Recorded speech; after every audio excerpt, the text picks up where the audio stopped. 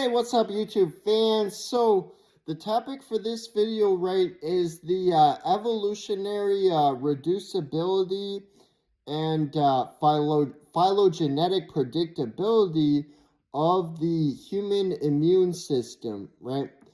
And this is going to more so be focusing on, like, broadly the system as a whole, not so much like specific organs. I do intend to do other videos on specific organs, right? But this is more so broadly the system as a whole, right? So first off, it is because we are apes that we have an appendix, right? Hominoids, right? Apes. It is because we are apes that we have an appendix. Most mammals do not have an appendix. Even many primates do not have an appendix. But it is a trait of all apes that apes have an appendix, right, as well as other distinguishing features of the ape group that we also have, right, like a unique lower molar pattern, the Y5 pattern, where there's 5 cusps divided by a Y shape, and lacking tails. All apes, including humans, have no tail, and having a dorsally positioned scapula, allowing for highly mobile shoulders. All apes, including humans, have that. And you've likely heard, right, about how the appendix is formerly considered vestigial, right? That it was formerly, thought that, it was left over with no function, right? And is now found to have use, right? But it still remains the case, right, that it does not actually have to be there. A large percentage of the human population have the appendix removed, and they still get on just fine without an appendix, right? They are, they survive without it, right? Without an appendix. And as I demonstrated with it being an ape trait, right, whether or not a species has it or not is phylogenetically predictable, right? Most mammals do not have an appendix, right? Whether or not a group does have one or does not is mostly predictable based on what clades something is a part of, right? A clade is a group that includes a common ancestor species and all of its descendant species, and which does not include anything else, right? And so why would it be the case, right, that, based on whether or not something has the Y5 molar pattern and no tail and highly mobile shoulders, that based on all of those traits that you could predict that it has an appendix, whereas most old world monkeys and new world monkeys do not.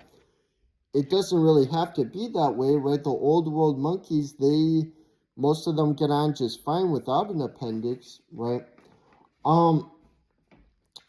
And then, okay, next, a number of immune organs and structures that we have, right, are because we are a part of a large clade called the Therians, which is a group that includes the vast majority of living mammals, right, to the exclusion of the platypus and echidna, the egg-laying mammals. All the rest of living mammals are a part of the Therian clade, right? And so the platypus and echidna, right, do not have most of these organs, right?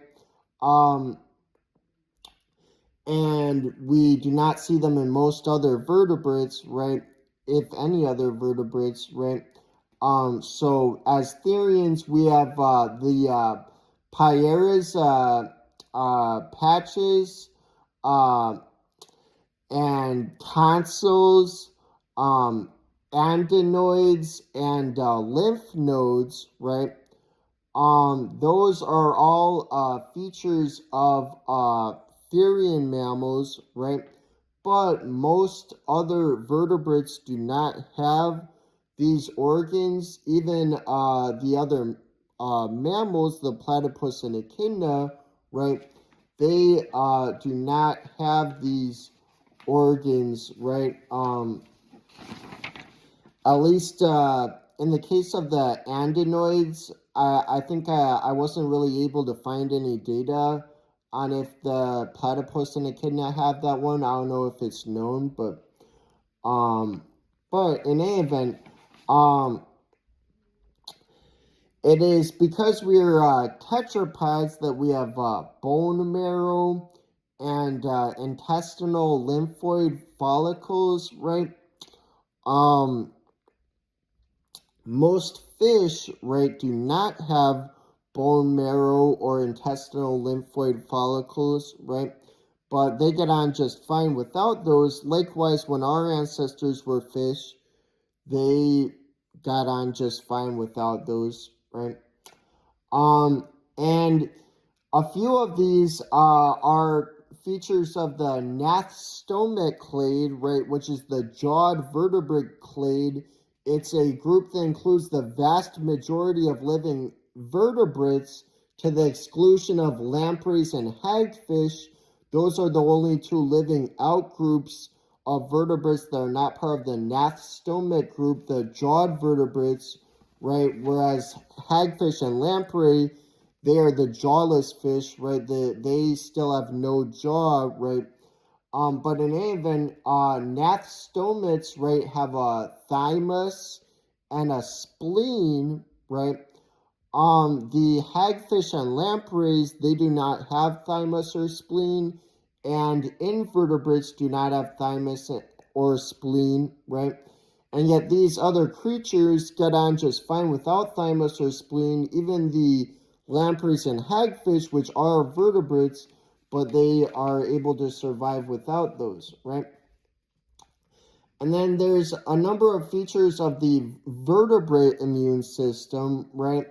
Vertebrates have a lymphatic system, right? Invertebrates do not. And going more specifically on that, right? Vertebrates have lymphatic vessels and MALT, right, which means mucus-associated lymphoid tissue, right? And vertebrates have white blood cells. Not all invertebrates have white blood cells. Not all invertebrates even have circulatory systems, right? But without these features, right, even the white blood cells, plenty of creatures survive, right? Plenty of invertebrate creatures survive without these, right? And then almost all mammals have, or I mean, almost all animals have mucous membrane and skin, right? But some of the simplest animals, like sponges, they do not have these, at least, in the case of skin, they do not have it as an organ. They do not have organs, right? They're multicellular, but they do not have organs nor tissues in the case of sponge, right? And so, I could do other videos in the future going more specific on specific organs. I'm not going to do all of that on one video though, but this video is talking broadly the system as a whole, right? Showing, for one thing, the phylogenetic predictability, right? That is predictable which clades we are a part of, right? Predicts what immune organs we have, right? And also showing that they did not all have to come about at once in a single step, right? It can be broken down into a series of steps, right? We see the appendix, right, is found in apes to the exclusion of many other therian mammals. We see Many of these organs I listed are found in therians to the exclusion of other tetrapods and even other mammals, right? Many of these organs are found in tetrapods, or a few of them at least are found in tetrapods, uh, to the exclusion of other gnathostomates. A few of these organs are found in gnathostomates to the exclusion of other vertebrates, right? A number of immune features are found in vertebrates to the exclusion of invertebrates, right? And a few immune features are found in most animals to the exclusion of some, right, like sponges, right? And so they do not all have to come to be in a single step, right, simultaneously, right? And they are phylogenetically predictable, right? All right, that's all for now. See you guys.